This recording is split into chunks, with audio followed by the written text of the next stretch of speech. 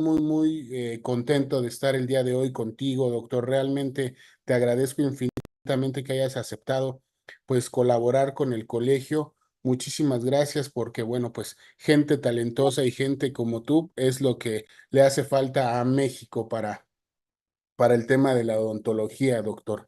Voy a leer un poco, solo un poco de su currículum.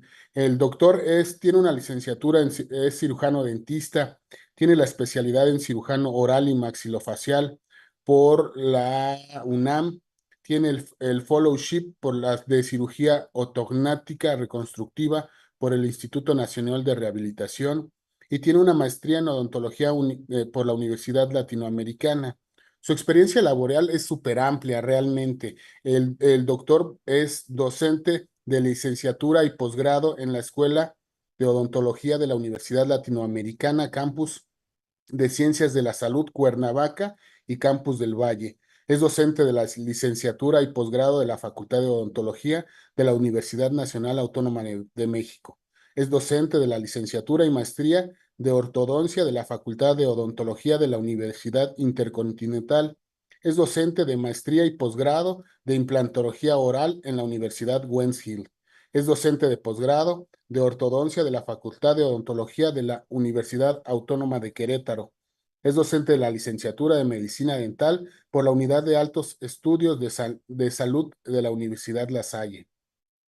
Coordinador de la especialidad División de Estudios de Posgrado e Investigación de la Facultad de Odontología de la UNAM, coordinador clínico hospitalario de la especialidad de cirugía oral y maxilofacial de la Facultad de Odontología de la UNAM. Y bueno, pues realmente todavía mucho más. Doctor, qué orgullo, qué felicidad estar el día de hoy contigo. Te agradezco muchísimo. Muchísimas gracias por estar aquí. Y bueno, pues estamos contigo. Este es un gran tema realmente que vas a dar el día de hoy. Un tema que, bueno, pues todos lo hemos visto en alguna vez en la vida, ¿no? Y bueno, comunicarles que el doctor va a estar con nosotros en el curso que vamos a llevar a cabo este jueves y viernes aquí en SOEFE Zaragoza. Y bueno, doctor, pues muchísimas gracias. Este, adelante. Muchísimas gracias por la presentación. Un gusto estar con ustedes en este foro. Como comenta el doctor Aldo, pues vamos a estar hablando ahorita de un tema que creo que todo el mundo conocemos, todo el mundo hemos de cierta manera enfrentado en algún momento dentro de nuestra práctica clínica. Y pues vamos ahorita a dar un contexto tal vez de actualización desde un enfoque meramente didáctico y poder abarcar unos minutitos de charla sobre este tema que eventualmente es lo que lleva a muchos pacientes al consultorio, ¿verdad? Que es el famosísimo dolor de la muela del juicio. Entonces, vamos a ver un poquito de lo que esto representa, de lo que esto maneja. Voy a cortar un poquito mi video, pero aquí me van a seguir escuchando. Por favor, estoy atento si en algún punto se interrumpe la transmisión o algo, por favor háganmelo saber. Dejo solo conectado mi audio y voy a compartirles mi pantalla, ¿ok? Entonces, creo que ahí ya me ven. Y pues bueno, vamos a empezar. Déjenme ver nada más que. Ok. Listo. Bueno, pues como platicábamos, el tema que hoy vamos a exponer es pericoronitis. Pericoronitis como tal es un término que estamos acostumbrados a entender como una situación que va a derivar del proceso eruptivo de los terceros molares, particularmente hablando en un tema ya más apegado a lo que es la cirugía oral, en donde tenemos complicaciones derivadas en específico de este propio proceso eruptivo. Si nosotros nos vamos al contexto del término, pericoronitis o pericoronaritis serían términos válidos para este tipo de condiciones que se está ejemplificando justamente en esta imagen que ustedes están viendo en sus pantallas, en donde está muy bien esquematizado justamente cómo se representa este proceso o este intento del proceso eruptivo que tienen los terceros molares, que como sabemos por nuestros antecedentes ya de dieta, de hábitos y de condiciones en el curso evolutivo en el que nos encontramos como especie, pues algunas personas ya dieron ese paso al siguiente escalón y ya no llegan a presentar terceros molares. Y los que los tuvimos o los que sí llegamos a tener la presencia de estos terceros molares, pues ya no contamos con el espacio suficiente para poder permitir que estos dientes se manifiesten en arcada. De aquí que deriven muchas condiciones y muchas situaciones propias de este enigma que es la muela del juicio, ¿no? Que muchos maestros nos dicen que los terceros molares no tienen palabra de honor. Muchas veces es más predecible bajar un maxilar en una cirugía ortognática que enfrentarse a un tercer molar en tales o cuales circunstancias, ¿no? Y eso justamente es lo que radica cuando tomamos la iniciativa de hacer procedimientos quirúrgicos dentales, en donde sabemos que eventualmente las complicaciones que pueden derivar de este procedimiento quirúrgico, pues pueden salir transitoriamente de control. Y justamente uno de los factores fundamentales en este quehacer de la cirugía bucal, pues descansa mucho o radica mucho en esta situación de la pericoronitis. Si ustedes se meten a Google, y por eso no lo puse referenciado, ustedes van a encontrar este concepto. Y con este concepto es con el que tal vez muchos especialistas o muchos profesionales de la salud del área de la odontología se encaminan a una terapéutica, se encaminan a una condición de conocimiento, por decirlo de cierta manera, de esta entidad. Dice textualmente, la pericoronitis o pericoronaritis es una patología polimicrobiana mixta, en donde tienen dos factores como tal para atender el proceso infeccioso o como tal entender esto como un proceso infeccioso. Tejido blando que cubre parcialmente la corona y el sistema inmunológico del paciente. Es lo primerito que sale en el momento en el que yo pongo en el Chrome o en la barra de búsqueda de Google, si pongo pericoronitis, exactamente esto es lo primero que me sale. Y lo puse con toda la intención, porque justamente esto, este concepto que ustedes están viendo aquí, ya nos lleva a empezar a hacer mal las cosas. Y empezar a hacer mal las cosas radica no necesariamente en realizar un procedimiento quirúrgico, sino en el tipo de abordaje que tenemos que darle a la patología per se. Entonces, ese tipo de circunstancias nos pueden llevar a situaciones en donde no estamos comprendiendo la etiología o las condiciones propias que derivan en poder llevar a buen término a un paciente que tiene pericoronitis. Sabemos inmediatamente que nos dicen, ok, tienes pericoronitis, tu paciente tiene pericoronitis, hay que hacer la extracción profiláctica de ese tercer molar y ya, atiendes la pericoronitis y haces tu cirugía de tercer molar y atiendes a tu paciente. Situación que independientemente de la especialización o de la condición en la que nos encontremos, si es que eres estudiante en un grado en donde tú ya estás ejerciendo de cierta manera la exodoncia o la extracción transalveolar o estás haciendo cirugía bucal, es tal vez cualquier situación, es cualquier cosa, ¿no? Voy a hacer una extracción de terceros molares. Es lo que más le llama la atención. Yo que ahorita el doctor Aldo tuvo a bien leer parte de mi currículum, es lo que yo he visto en cada una de las escuelas que ustedes escucharon. No, no estoy en todas al mismo tiempo, es prácticamente imposible. He llevado mi camino por muchas escuelas públicas y particulares. Y a mí me queda perfectamente claro el encanto que de cierta manera llega a desarrollar en algunos estudiantes el poder ejercer no como tal la cirugía maxilofacial, sino simple y sencillamente hacer extracciones complicadas o hacer procedimientos de cirugía dentoalveolar. Hacer la cirugía, entrecomillado por supuesto, de un tercer molar. Entonces, este tipo de circunstancias sabemos que tienen, como yo les decía y siempre lo he dicho con todos mis alumnos, en la odontología eh, es muy fácil llevarla a cabo porque todo desde que nos enseñen a aislar, desde preparar un alginato, desde preparar un material de impresión por silicones, por hules, por lo que ustedes quieran y manden, todo es una receta.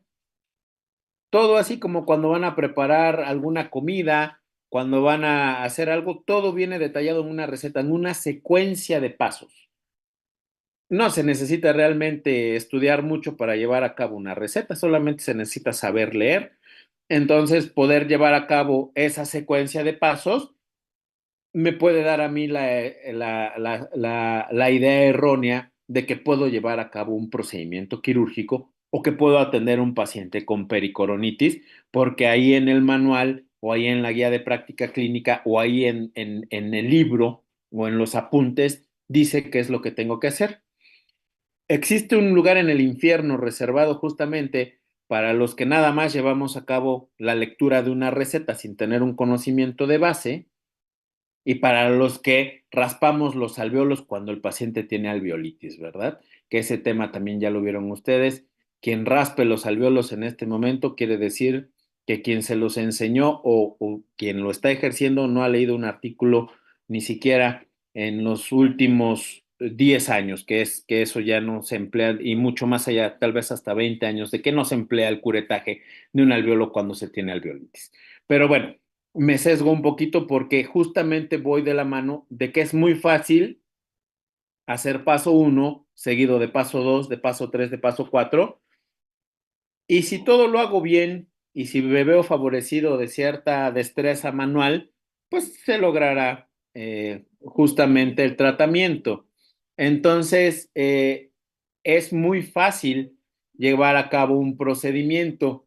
Entonces, vamos a ver que cuando nosotros vemos o cuando nosotros tenemos este tipo de circunstancias, podemos caer en complicaciones, podemos caer en un mal tino de las, de las, de la atención que damos a nuestros pacientes. Vamos a ver esta estadística de un artículo muy, muy bonito que encontré. Ahí viene la referencia en donde vienen justamente las afecciones más comunes que se dan derivados de la presencia de un tercer molar. Y esto estoy cierto de que ustedes lo conocen perfectamente y podemos ver que la pericoronitis representa un 82% de las complicaciones derivadas de la presencia de un tercer molar, particularmente un tercer molar en la arcada inferior, en comparación de otras entidades patológicas como pueden ser la presencia de caries en la cara distal de un segundo molar o un defecto periodontal justamente por la posición o la orientación que tiene este tercer molar en su guía eruptiva.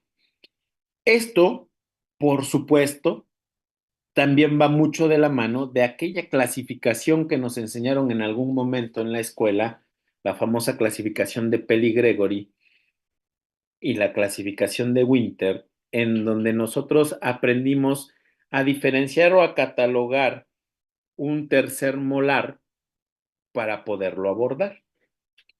Y justamente aquí es en donde empiezo a hablar un poquito más de cómo enfocamos las cosas, cómo enfocamos la atención que se le va a dar a un paciente, dependiendo de cómo vemos nosotros los dientes en la radiografía. Sabemos que se tiene que enviar un estudio de imagen para poder identificar, si no la condición en la que se encuentra ese tercer molar, por lo menos contar si es que están presentes los cuatro dientes, ¿verdad? Más de una vez he visto alumnos extraer el segundo molar pensando que están quitando el tercer molar porque no están interpretando de una manera satisfactoria un estudio de imagen. Entonces, justamente, si voy a mandar un estudio de imagen, eh, y aquí se los digo de verdad, como una petición muy, muy especial, está padrísimo que se gasta poco y que se puede cobrar una radiografía dentoalveolar al paciente cuando hace una consulta, pero las radiografías dentoalveolares o las periapicales son justamente para eso, para ver el periápice, para ver la porción del ápice de las raíces de los dientes que estoy atendiendo. No sale un tercer molar completo, por más que intenten meterle la película doblada, película infantil, película en posición vertical, electrodo del radiovisógrafo, para poder ustedes tomar una radiografía periapical. Pidan una panorámica. Tengamos, por favor, una conducta y un comportamiento con los pacientes que merece por lo menos tener una visión completa de lo que estamos viendo. La ortopantomografía maxilar sinusal, que ese es el nombre completo de la radiografía panorámica, tiene como objetivo que nosotros veamos todo el componente alrededor de los dientes, arcada superior, arcada inferior, componentes articulares, corredores nasales, todo lo que es la situación de hueso maxilar y hueso mandibular para poder tener una visión, si bien en dos dimensiones, pero que por lo menos tenga una ventana amplia de en dónde estoy trabajando. Más de una vez hemos llegado a tener pacientes que tienen y que llegan justamente con un diagnóstico de, doctor, es que puedes venir a mi consultorio, o doctor, puede ver a mi paciente, o puede ver a mi tío, puede ver a mi primo, es que tiene pericoronitis, es que le está saliendo pus por allá por el tercer molar, y yo ya le limpié, ya le raspé, ya me dijeron que que le quite yo la encía, que ya, que se lo quite con un electrocauterio, que se lo quite con una hoja del número 15. Bueno, N cantidad de cosas, pero sigue saliéndole pus y le sigue saliendo pus y ya no sé qué tiene. ¿Lo puede venir a ver, doctor? Ok, ¿me pasas por favor su estudio de imagen? Es que le tomé periapicales. Ok, pídele una panorámica. Es que ahí están las periapicales, doctor. ¿Para qué quiere una panorámica? Por favor, pídele una panorámica. Ok, le tomas una panorámica y ves ocupada la rama y ves una lesión que está generando, que no está generando expansión, que el queratoquiste es una lesión que no genera expansión de corticales, que tiene un crecimiento hacia toda la extensión de la esponjosa. Entonces estás teniendo una patología que estás obviando porque tú tienes una ventanita súper chiquitita en donde quieres ver el diente que estás atendiendo y sientes que estás haciendo diagnóstico con eso. Entonces, esta imagen que ustedes están viendo aquí, sí les va a permitir ver a un diente si toman una radiografía forzándola ahí a que entre y a que corte un poquito el piso de boca y que entre ahí su electrodo, su sensor del radiovisógrafo o su película en la posición en la que ustedes la quieran poner, pero no es lo ideal. Entonces, hay que tomar en cuenta justamente esto. Esto que ustedes ven aquí son indicaciones para poder extraer un tercer molar. O sea, un tercer molar no se va a extraer nada más porque esté presente. Sabemos que las extracciones, si bien tienen algunas indicaciones ortodóncicas, protésicas o condiciones como las que estamos viendo aquí, periodontales, de daño a un diente adyacente, de ausencia de algún antagonista o de presencia de pericoronitis, pues son criterios para poder nosotros proponer la extracción o la cirugía de un tercer molar. Pero si nos vamos a conceptos claros, a conceptos llanos de qué es lo que estamos enfrentando, vamos a encontrar estos términos: operculitis, pericoronitis, o dentitio difficili o dentición difícil. Que si vemos aquí lo que se está viendo directamente en el concepto tal cual, no es lo mismo operculitis que pericoronitis o que un proceso complicado de una erupción dental, pero justamente nosotros decimos que es lo mismo. y nosotros lo atendemos de la misma manera. Y ahí ya tenemos un sesgo desde la comprensión, desde la identificación de la patología para poderla atender.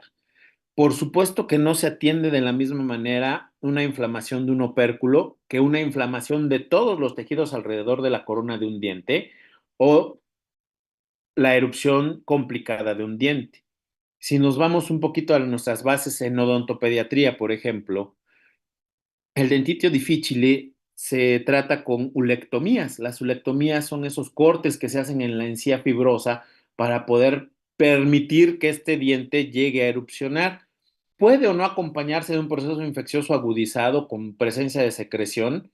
Puede ser, por supuesto, pero no es tampoco lo mismo de una operculitis en donde yo ya tengo como tal una brecha de remodelado, en donde ya seguramente está expresándose un proceso periodontal hacia lo que es la base, hacia lo que es la porción inferior, porque hay un filtrado. No es lo mismo que se inflame ese opérculo, nada más, que es tal cual ese flap o ese pequeño colgajo que está encima del molar, a que se inflame completamente todo lo que es circundante a la corona de un diente. Ojo, porque justamente la pericoronitis, si nosotros no la entendemos desde el concepto pericoronitis, puede tener un curso mucho más tórpido, más complicado y derivar no necesariamente en la extracción de un tercer molar, sino condiciones mucho más complicadas de atención. La vamos a clasificar específicamente en la condición del proceso eruptivo y eso le va a conferir la cualidad de que sea transitoria en el curso del proceso de la erupción o no transitoria. Y la no transitoria es, ok, ya erupcioné, ya estoy aquí, no se alcanzó a remodelar la encía, aquí quedó un pequeño colgajito, aquí como que se está remodelando, como que está engrosado, no tengo como tal la conformación del surco, no tengo como tal la diferenciación de la encía insertada, pero ok, aquí estoy, entonces puedo ser una pericoronitis no transitoria, ¿verdad? Y relacionado al desarrollo de o a cómo se va manifestando, por supuesto vamos a tener la fase aguda, que es la que clásicamente va a llevar al paciente al consultorio. Doctor, atiéndame por favor a mi hijo, hasta calentura ya le dio. Es que no es posible que por una muela, sí, sí, ya me habían dicho que las muelas del juicio. Y de ahí vienen las historias de terror, ¿no? No, sí, a mí cuando me salieron fue horrible y se pone más feo cuando me las quitaron y me tardé, pues se tardó el doctor, estaba bien difícil, pobrecito, hasta sufrió el doctor, se tardó casi 4 horas en quitarme mi tercer molar y pues, ay, no, sí, yo lo reconozco, ustedes son unos héroes sin capa porque cómo sufren para quitar estos dientes, ¿no? Y cuando la situación de tensión, pues no tiene que caer en ese tipo de comentarios en donde pues el paciente realmente está siendo paciente y está aguantando una condición de manejo que es un poco tórpido, que es un poco falto de comprensión de lo que está sucediendo y pues estamos haciendo sufrir al paciente, ¿no? Por eso a los odontólogos nadie nos quiere porque los hacemos sufrir, dice, me tiene con la boca abierta, me pregunta cosas y le tengo que contestar y luego ellos me entienden, pero yo no sé si me está entendiendo lo que le estoy diciendo y todavía por todo eso me cobra y aparte algunos hasta me cobran en dólares, ¿verdad? Entonces, ese tipo de circunstancias pues hace que la gente luego no nos quiera mucho, que digamos, ¿verdad? Pero bueno, tenemos que entender cómo se está formando, cómo da esta circunstancia para poder diferenciar de una operculitis, un proceso de dentición complicado o una pericoronitis como tal. Y todo esto, por supuesto, va a derivar en el momento en el que se empieza a manifestar el diente en la cavidad oral. Por supuesto, esa manifestación de este diente dependerá única y exclusivamente, uno, de que se cuente con ese germen de tercer molar. Dos, que se cuente con espacio para que este diente se manifieste. Si nosotros no tenemos espacio, pues bueno, se formará, crecerá, terminará su proceso y se establecerá como un diente incluido porque terminó ya su proceso eruptivo y nunca se manifestó y bueno, en algún momento y por alguna necesidad aparecerá por ahí cercano a la raíz del segundo molar, aparecerá porque se le empezó a inflar el cachete y de repente ya es un quiste, o aparecerá porque estaba masticando algo y de repente algo tronó y pues ya era un quiste con fractura patológica o tal vez algún tumor, ¿verdad? Entonces, por alguna situación se manifestará si es que no se tiene ese control que le pedimos nosotros a los pacientes de que nos vayan a visitar por lo menos 2 veces al año, ya por lo menos una vez al año para poder identificar y tener dentro de nuestras pautas y nuestras conductas diagnósticas el enviarle a un paciente una ortopantomografía maxilar sinusal o una radiografía panorámica. Entonces, aquí es en donde vamos a ver que si el diente cuenta con un espacio suficiente, si el diente cuenta con un vector suficiente para poderse manifestar en la boca, pues este llevará a cabo su proceso eruptivo, este llevará a cabo esa manifestación en la cavidad oral de la manera que todos los dientes lo hacen, rompiendo barreras biológicas, haciendo fenómenos de aposición, interposición, que recordemos que eso es justamente una de las teorías de la erupción dental para que se manifieste un diente en boca. Pero al ser los últimos dientes de la fórmula dentaria en desarrollarse, al ser dientes que se están desarrollando en la adolescencia, al ser dientes que eventualmente ya se manifiestan de una manera tardía, pues no tienen ni la atención ni el cuidado que deberían de tener. Entonces, tal vez el curso eruptivo se llevó de una manera satisfactoria y bueno, el diente se manifiesta y ahí está y no pasa nada.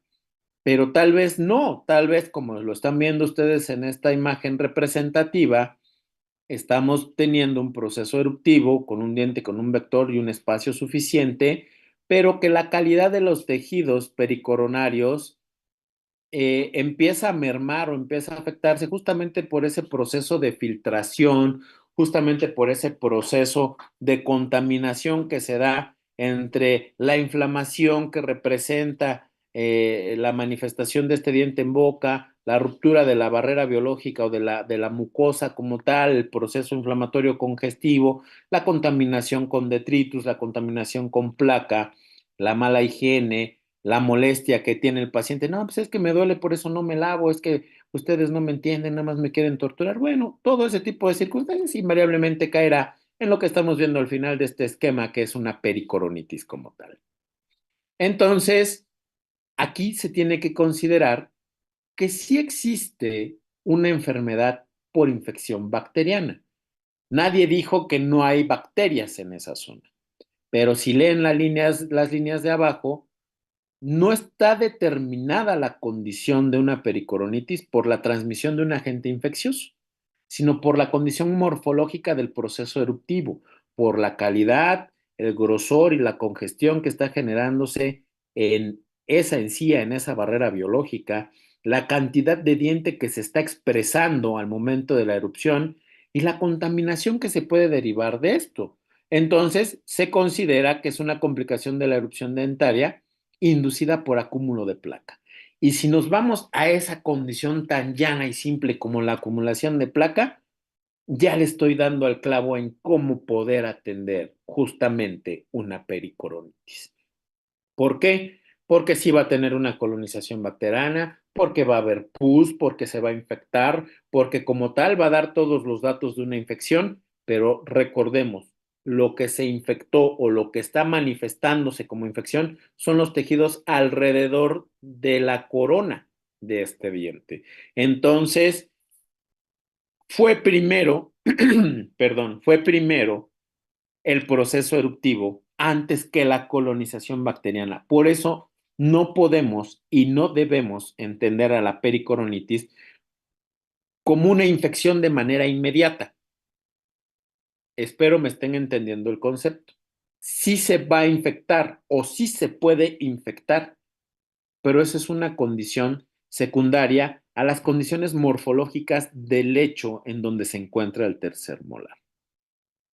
Entonces, Aquí, por supuesto, tendrá que ver la rotación y posición del diente, la morfología o la situación como tal en la que está el colgajito o el flap que tiene ese lecho de opérculo modificado o no modificado, y la forma y tamaño del bolsillo mucoso que se va a generar en esa interfase entre la superficie dental y la mucosa.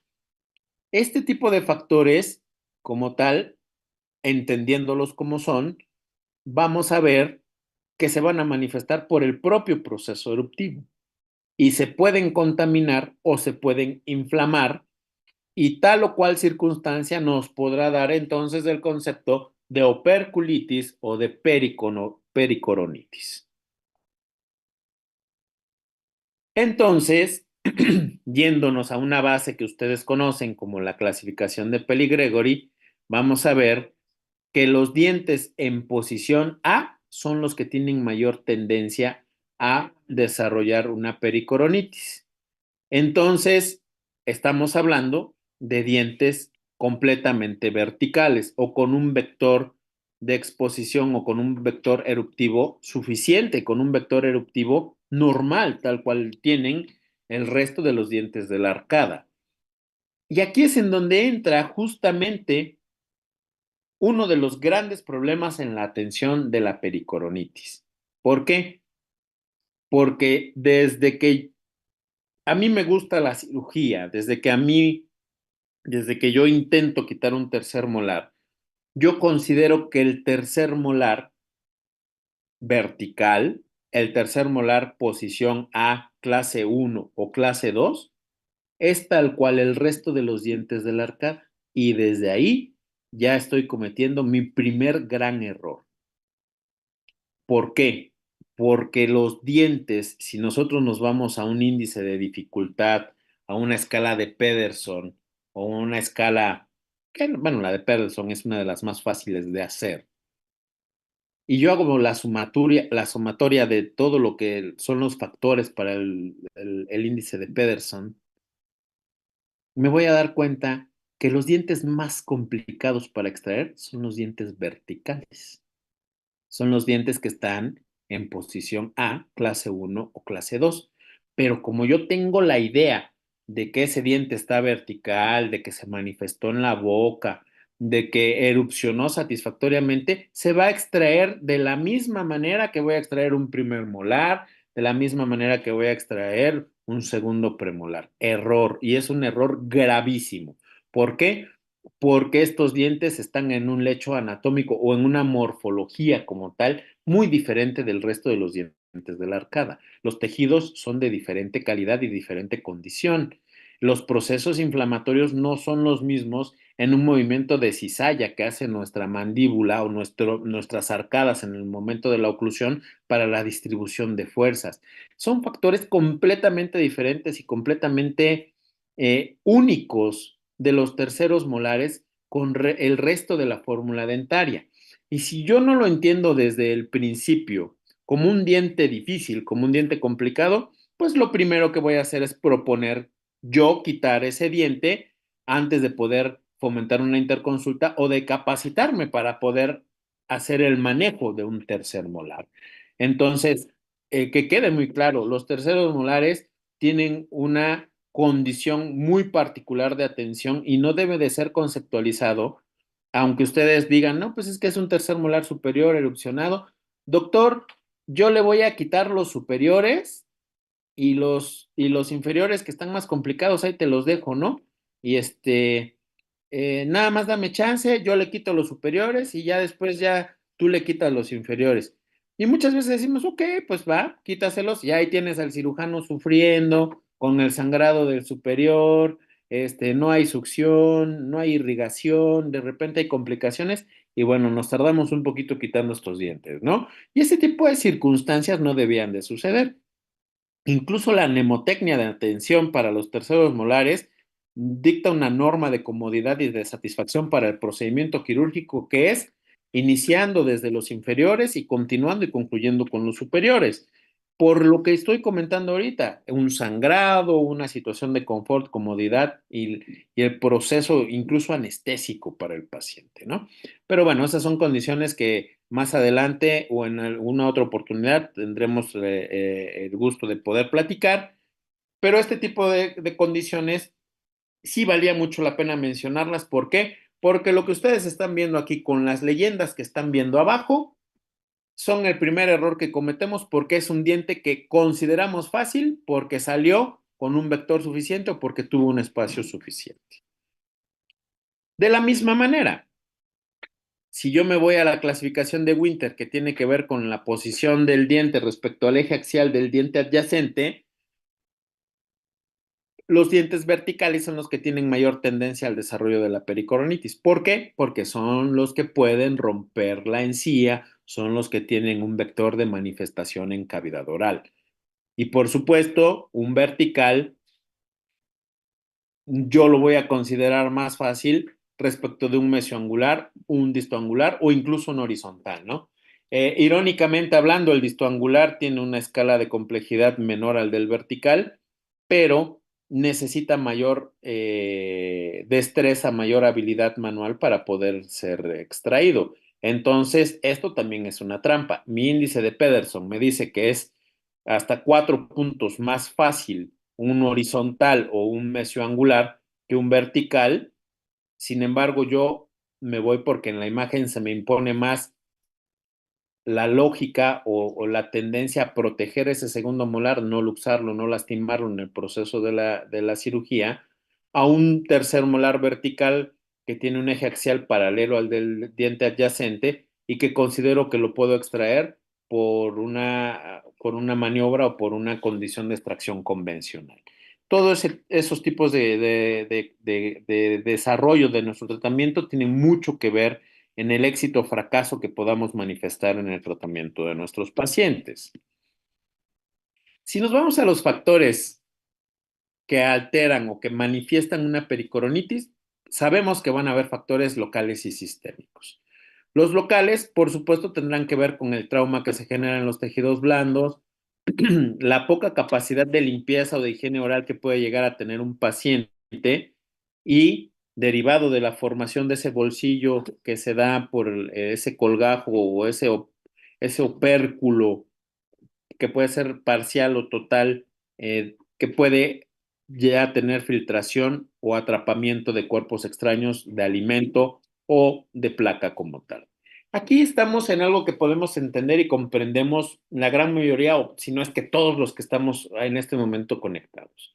Lo entendemos como la pericoronitis es lo que estamos viendo aquí, esa imagen en donde estamos ejemplificando cómo el tercer molar superior está comprimiendo, machacando, triturando, macerando a ese tejido congestivo, inflamado, irritado.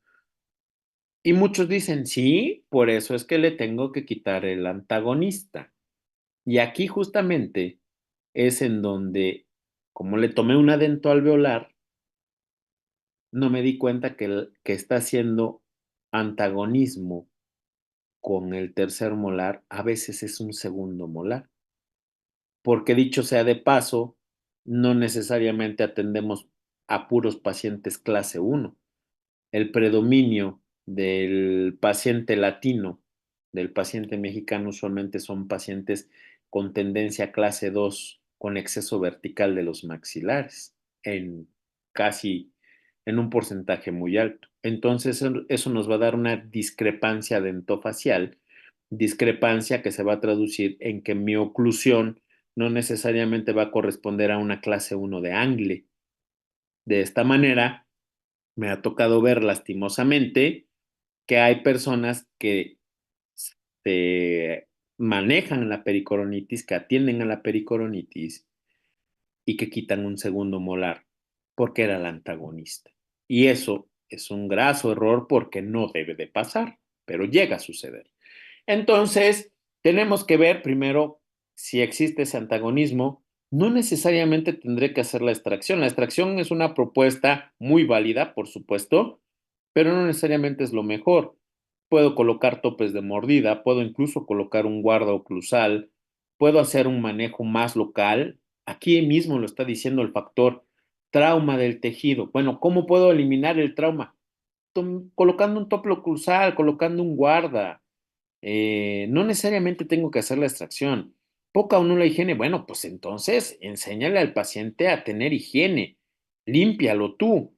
Por eso es que si vas a atender el atrapamiento de cuerpo extraño, bueno, con una sonda anestesiarás, con una sonda limpiarás, removerás y harás algún manejo con un cavitrón, con un ultrasónico y podrás trabajar ese lecho.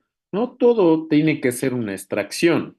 Pero bueno, eso ya depende del enfoque que cada tratante le quiera dar a su paciente y por supuesto de cómo quiera lucrar con este tratamiento para cada uno de sus pacientes, ¿no?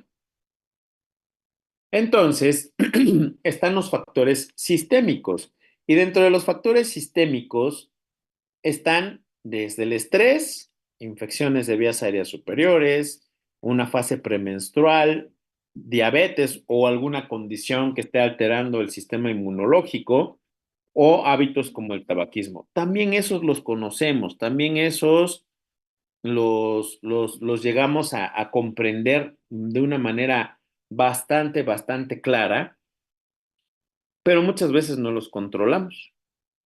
Si yo les preguntara cuál es la cifra que debemos de tener de glicemia capilar para poder atender a un paciente sin tener algún tipo de problema, desde hemorrágico hasta de la cicatrización, tal vez algunas personas me digan, no, pues un diabético ya es cuando tiene 110 para arriba.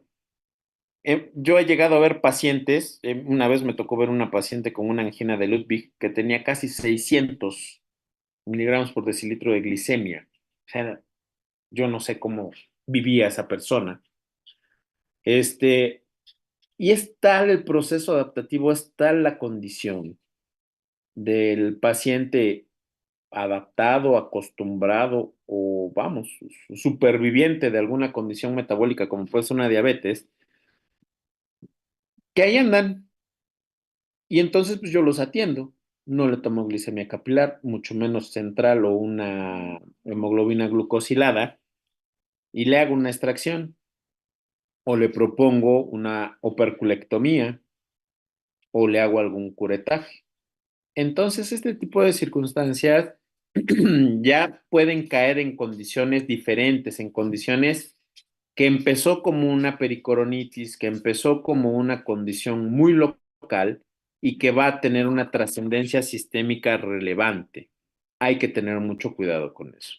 Vemos aquí que el estrés es un factor. ¿Quién no vive con estrés en la Ciudad de México? ¿Quién no vive con estrés en la República Mexicana? Hay mucho estrés, hay muchas condiciones que pueden desencadenar estrés y esto va a generar un proceso bioquímico que puede derivar justamente en agudización de los procesos inflamatorios, en condiciones de depresión o disminución de la respuesta inmunológica. Tenemos condiciones como una infección de vías aéreas que, bueno, ahí tal vez va un poquito más hacia la lógica que por contigüidad yo pueda tener algún tipo de colonización o algún tipo de manifestación de algo que sí inicia como una infección y que va a evolucionar como una infección, no algo que inicia como un proceso inflamatorio de un proceso eruptivo, que no es una infección, pero que se puede infectar, ¿ok? Que es completamente diferente. O una fase premenstrual en donde entendido está que en este proceso tenemos una actividad hormonal intensa, en donde tenemos un proceso tal cual en donde se altera la circulación, en donde se alteran las fases humorales, en donde hay una condición de una revolución interna importante en las pacientes que puede derivar también justamente en que se desencadene un proceso agudizado en un proceso eruptivo, que no necesariamente tiene que estar infectado. Vuelvo a lo mismo, es un proceso eruptivo inflamado que se puede infectar. Entendámoslo así para poderlo tratar. Entonces, pues se van a manifestar situaciones como dolor en la zona afectada, inflamación en todos los tejidos alrededor del diente en proceso eruptivo enrojecimiento, halitosis y, bueno, secreción como tal de pus al momento de hacer la exploración. Una pericoronitis va a tener todos los puntos cardinales de la inflamación: tumor, rubor, color, calor y pérdida de la función. Todos los va a tener la pericoronitis, porque es un proceso inflamatorio, ¿ok?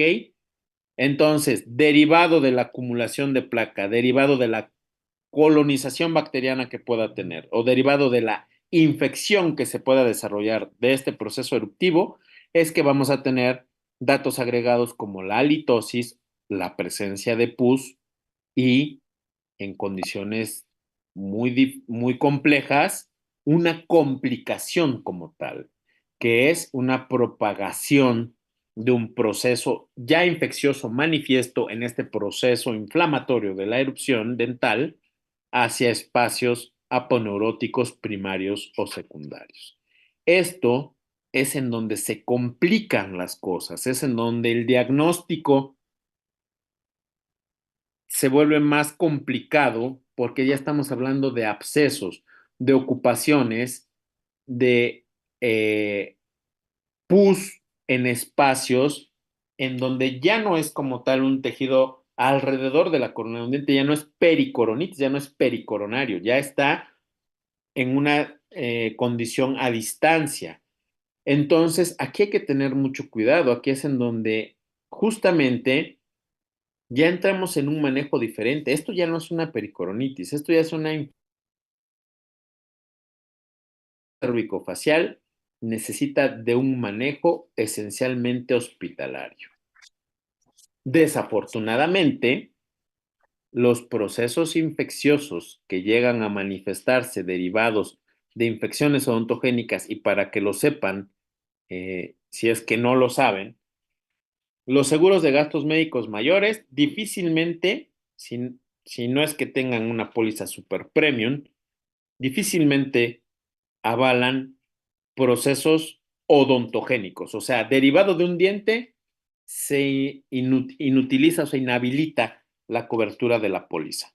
Ojo, un paciente con un proceso infeccioso agudizado, con un proceso cérvico-facial, no es un paciente que va a estar un día hospitalizado. Es un paciente que muy seguramente va a necesitar atención de urgencias, terapia intermedia, si no es que terapia intensiva, y por lo menos, en un deber ser, 10 días de hospitalización. Échenle a la cuenta. La atención inicial de urgencias, tienes que dejar un voucher si es que no vas, por supuesto, a un público, si es que hay espacio y si es que está el servicio activo, debes de dejar por lo menos una entrada que puede oscilar de entre los 15 y los 25,000 pesos de urgencias.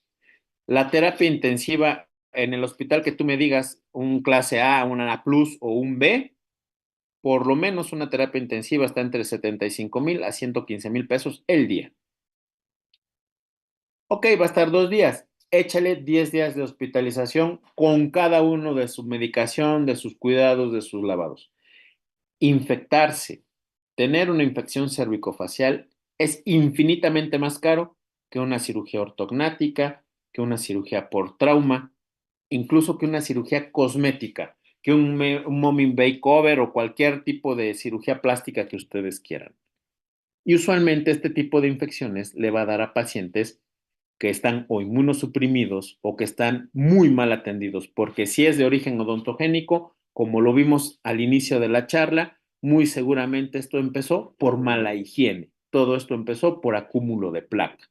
Entonces, si yo no estoy entendiendo a la entidad patológica como tal, no la estoy atendiendo como merece ser atendida y puedo derivar esto en una infección cervicofacial que invariablemente y tristemente puede caer en la pérdida de la vida de este paciente. Entonces hay que tener mucho cuidado en cómo afrontan y cómo enfrentan ustedes este tipo de condiciones. El tratamiento es muy simple. Es un proceso inflamatorio por un proceso eruptivo. No es una infección. Se puede infectar, pero no es el motivo principal. Es un, se atiende irrigando el espacio pericoronal, removiendo la placa y todo el detritus. Se tiene que eliminar y drenar todo tipo de colección purulenta para que no se haga una diseminación a espacios aponeuróticos o cervicofaciales. Lo que platicábamos hace rato, en presencia de trauma oclusal, extracción del diente antagonista. Ojo, le puse ahí un asterisco. No necesariamente es, ya les platiqué, pueden tener topes oclusales, pueden usar guardas oclusales. No necesariamente tienen que pensar que todo es cirugía. Ojo, y la utilización de un antiséptico que sea suficiente para poder mantener. Si nos vamos a las bases, recuerden que la clorexidina tiene una capacidad de sustantividad y la sustantividad que tiene la clorexidina, la única manera que tenemos de actuar es por cinética. Lo tengo que mover, lo tengo que movilizar. ¿Y cuál es la única manera que tengo de movilizar la clorexidina en un colutorio, en un enjuague? Pues haciendo movimiento, el famoso buchecito, el famoso enjuague, de cierta manera dinámico, de cierta manera intenso, para poderlo activar. Si yo no muevo la clorexidina, no tengo sustantividad. Si no tengo sustantividad, no funciona la clorexidina. La clorexidina funciona por sustantividad. ¿Qué es esto? La activo. La molécula se está moviendo por 1 minuto y medio a 2 minutos. Se está moviendo en la boca. Esa partícula se activa. La partícula de clorexidina entonces adquiere cierto grado de viscosidad o de adhesión, se pega a los tejidos y la sustantividad quiere decir que una vez que se pega a los tejidos, esa molécula o esa partícula se va a ir degradando, se va a ir disolviendo en el curso de un periodo de tiempo. Por eso la clorexidina es tan buena, porque una vez que se fija, se pega e inicia ese proceso de degradación, se va liberando en un periodo prolongado de tiempo. Pero si yo le digo a mi paciente que le eche agüita para que le dure porque el Bexident está bien caro, entonces dilúyelo, ya no sirve. La clorexidina no se diluye, ya viene preparada para que se pueda activar. Si yo le digo, no, pues nada más échate con una jeringa, no sirve. Es como cuando les pedían que en una cavidad pusieran con sepsis. Esa cosa era carísima y no, ¿cómo le movían ahí? Lo intentaban con una fresa, con un microbrucho. ¿Cómo movían ustedes la clorexina por 2 minutos para que se pegara la cavidad y estuviera limpia? No servía para nada. Entonces, ese tipo de circunstancias tienen ustedes que considerarlas al momento de mandar un colutorio, de mandar un enjuague. Debe de ser activado y la manera de activarlo es no lo diluyo, la tapa es la medida si así lo quieren ustedes considerar y tomar, si no quieren usar el vaso dosificador y lo muevo por 2 minutos. Y entonces voy a tener una clorexidina eficiente, una clorexidina con sustantividad. Antes que eso, y si no hago eso, que mejor se lave con agua, que es exactamente lo mismo y van a hacer un barrido mecánico. ¿Ok? Entonces, ese tipo de circunstancias yo las tengo que llevar a cabo a buen término y de buena manera. ¿Vamos a prescribir antibióticos? Yo haría la pregunta abierta aquí. ¿Usaríamos antibióticos? Pues es que si nos vamos a lo que decía la primera lámina, a lo que decía la primera diapositiva de esta presentación, ahí Google me dijo que es un proceso polimicrobiano, que es una infección. Sí, está colonizado, es cierto, pero si ya después de esta plática yo sigo pensando que con antibióticos voy a atender una pericoronitis, entonces estuve casi una hora viendo aquí que prácticamente nada más vi qué artículo utilizó el doctor y qué fotitos puedo aquí agarrar para poder entender esta cosa y entonces prescribir un antibiótico va a seguir siendo como tal mi manejo ordinario, porque así me lo enseñaron en la escuela, porque me dijeron que y voy a decirlo aquí como dicen algunos jóvenes, que mi vieja confiable mi receta confiable de amoxicilina con ácido clavulánico e ibuprofeno o paracetamol o ketorolaco sublingual va a ser mi receta que va a regir mi dinámica de posología de mi atención profesional por mucho tiempo y con muchos pacientes. Eso es un error muy grave. ¿Por qué? Porque el manejo de los antibióticos puede ser empleado de acuerdo a un manejo de guía de práctica clínica, solamente cuando la infección no la podemos controlar y cuando vemos que la afección de los tejidos pericoronarios están afectando alrededor de. Y ojo, la clindamicina ya no es un fármaco con una relevancia terapéutica favorable en odontología. La hemos tan mal utilizado, todos, la hemos utilizado tan mal. Hemos querido matar cucarachas con bombas atómicas, que hemos generado una resistencia de tal grado que la clindamicina es uno de los fármacos que está teniendo muchos problemas para poder tener una eficacia terapéutica. Ya no sirve la clindamicina como tal, ya no sirve. Nos acabamos esa situación. Estamos enfrentándonos a una nueva pandemia, a una pandemia que ahora vendrá a partir de las bacterias. ¿Por qué? Por la mala praxis que hacemos nosotros al prescribir fármacos antibióticos o antibacterianos, porque se lo mandamos a todo. Porque me tardé 3 horas, ¿no? Pues es que pobre paciente, pues es que me tardé 3 horas, pues le mando antibiótico, porque pues sí, sí estuvo un buen rato. Que el instrumental, pues tal vez no estaba completamente estéril, no, pues sí, mejor le mando un antibiótico. Que le dejé un fragmento radicular, no, pues le mando un antibiótico. Que no, es que el paciente es bien cochino, se ve que no se lava nada, mejor le mando un antibiótico. Y el pretexto que ustedes quieran y nunca sueltan su antibiótico. Y aparte nunca sueltan su amoxicilina con ácido clavulánico. Y si es alérgico, por ahí una muchacha muy guapetona con un montón de muestras gratis me dijo, no, pues manda clindamicina, es para alérgicos a penicilina. Y mira, y aquí te dejo 55,000 cajas que puedes utilizar para que les des el tratamiento completo. Y ahí está una persona que es un dependiente, un farmacéutico, una persona que pudo haber estudiado medicina o odontología, pero que no está ejerciendo como tal, me está llevando el medicamento y me está diciendo, mándalo, prescríbelo, utilízalo. Y ahí lo estoy mande y mande y mande y mande, y no estoy teniendo conciencia de la posología que estoy haciendo. Y otras cosas más vamos a estar nosotros viendo en la colaboración que el doctor Aldo tuvo a bien mencionar al principio de esta presentación. Yo espero que esto haya sido de un aprovechamiento suficiente para ustedes. Es una charla corta, es una charla que tal vez va a dejar algunas dudas, pero con todo gusto podemos resolverlas. Y pues aquí vamos a estar pendientes de ustedes. Aquí están mis redes sociales, aquí está mi correo por si gustan contactarme y estamos a la orden. Y un gusto haber estado con todos ustedes. Muchísimas gracias por su atención. Muchísimas gracias, doctor Hernán. Realmente, pues siempre el escucharlo, siempre el estar en una plática de usted, pues siempre es pues muy gratificante, doctor. Realmente demuestra usted una gran fortaleza en clínico y en académico. Y bueno, pues muchísimas gracias por estar aquí con nosotros. El doctor Hernán, bueno, vamos por las preguntas si gustas, doctor Hernán. Claro, con todo gusto. ¿Sale? Vamos a contestar algunas y nos vamos rápido, ¿te parece? Claro que sí, con todo gusto.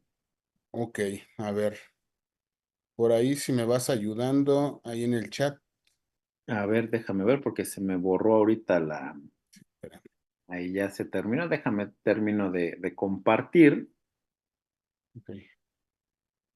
Bueno, creo que ya está tu pantalla, ¿verdad? Ya no Ya se ve mi está. Sí, no, presentación. ya está la de Ok, nosotros. Por acá está. A ok. ver, dice, si es de origen traumático por el tercer molar superior, ¿se recomendaría sacar primero este diente? Si nos vamos a un orden como tal y vamos a caer específicamente en la necesidad de la extracción, sí, se tendrá que extraer primero el superior, evitar el trauma de la zona y después atender el hecho. Pero yo les sugiero primero, mejor, limpiar toda la zona. ¿Por qué? Porque si es efectivamente que tengo un tercer molar antagonista y tengo un proceso inflamatorio colonizado aquí abajo, yo aquí voy a dejar una herida. Entonces, si mi paciente no cumple con un criterio de higiene que me está manifestando aquí, aquí también puedo tener problemas al desarrollar o al hacer esa extracción. Sí, le voy a quitar el trauma, definitivamente, pero esto o la pericoronitis inferior la sigo dejando, sigo dejando el problema. Acuérdense, tenemos que atender el problema como tal y el problema se resuelve con higiene. Entonces, sí con su analgésico, sí con su antiséptico, Puede ser que con un antibiótico sí, porque si ya tenemos un exudado, si ya tenemos una secreción purulenta, si ya tenemos afección más allá de los tejidos alrededor de la corona, por supuesto está indicado hacer una prescripción antibiótica, pero analízalo, porque si ya viste, no, tienes una pericoronitis terrible, te voy a quitar el superior, estás obviando muchas cosas y te puedes meter en problemas. Ok, muy bien, doctor. A ver, nos dice el doctor Alberto, en una periodontitis aguda superativa, ¿cuántos días lo medico o espero a realizar la extracción? Periodontitis como tal, bueno, aquí tú tienes que ver justamente que el control va a tener muy seguramente que depender de un manejo mecánico, muy seguramente de algún tipo de curetaje, muy seguramente de un curetaje abierto. Si ya estamos hablando de condiciones periodontales, recordemos que tenemos siempre que recurrir a un manejo mecánico para poder tener una terapéutica más eficiente. Si nos vamos a las bases de la periodoncia, lo que menos quería un periodoncista hace muchos años era que perdieras un diente, pero como actualmente ahora es periodoncia e implantología, pues mejor quito el diente y pongo un implante, ¿verdad? Entonces ya no se respeta tanto el concepto de preservar los dientes. Entonces, sí puedes hacer un manejo antibiótico, está prescrito, está indicado, pero antes tendrías que hacer un manejo mecánico del lecho, entonces eso va a derivar en algún curetaje muy seguramente. Ok, doctor. A ver, la última pregunta. Si la etiología es por mala higiene, educamos al paciente, se quita la sintomatología, por meses después regresa por la misma causa. ¿Es mejor hacer exo a volver a hacer todo el proceso? Por supuesto. Aquí vamos a entender primero, no quieres atender un paciente complicado, porque muy seguramente se va a complicar más. Entonces, educas al paciente, educarlo es en todo el contexto. Lo educo para que tenga higiene, controlo el proceso, ya no estás en agudo, te veo en 20 días, te veo en un mes, vamos a hacer tus extracciones completamente con un tejido desinflamado, completamente limpio, te voy a dar tus indicaciones posoperatorias, te voy a dar tus cuidados posoperatorios tardíos y el paciente no se te va a complicar, pero tú ya tienes una ruta de atención. Tú no vas a controlar la pericoronitis para que le vuelva a dar pericoronitis en 2 años porque ya no se lavó la boca o porque ya perdió dientes o porque perdió dimensión vertical o por los factores que tú quieras. No, una vez que tú lo identificas, una vez que tú viste que ese diente ya está generando un problema, por eso la primera diapositiva, no solamente es el proceso de la pericoronitis, posiblemente si ya se manifestó la pericoronitis, ese diente también ya es susceptible de caries, ese diente ya es susceptible de una caries interproximal o ese diente ya es susceptible de un defecto periodontal. No, ese diente yo ya lo voy a quitar. Controlo la pericoronitis y hago la programación para retirar el diente y ya como tal hacer la atención del manejo como tal. O sea, es lo que les vuelvo a repetir, es una receta, es un paso uno, paso dos, paso tres, paso cuatro, hasta llegar a un tratamiento concluido. Entonces, yo no sugiero que nos esperemos a que se vuelva a manifestar, es decirle al paciente, el movimiento que hacemos, que les decía yo de cizalla, no es lo mismo la presión que genero aquí a generar aquí. Cuando yo muerdo, los terceros molares están en el vértice, no están aquí donde están los incisivos. La presión que hay aquí es diferente de la que hay aquí. Por eso el diente se comporta de una manera diferente. Entonces, ya lo identificaste, ya lo viste, puedes retirarlo, como les decía yo, pero diagnostícalo bien, manéjalo bien y no tengas problemas para que tu recuperación y tu paciente le vaya súper bien, ¿no? Aparte, quien mejor nos recomienda es otro paciente, ¿no? Entonces hay que tratarlos con mucho cariño. Claro que sí. Doctor, muchísimas gracias. Pues invitar a todos los que están aquí conectados a nuestro curso que vamos a tener en las instalaciones del Colegio Nacional de Cirujanos Dentistas egresados de la UNAM el día 25 y 26 de julio. Va a ser un curso teórico, práctico y clínico. Vamos a tener paciente en vivo. Les va a enseñar de la mano el doctor Hernán pues estos temas de estas técnicas de la extracción, un excelente curso que, bueno, creo tenemos ya muy pocos lugares, creo 2 lugares.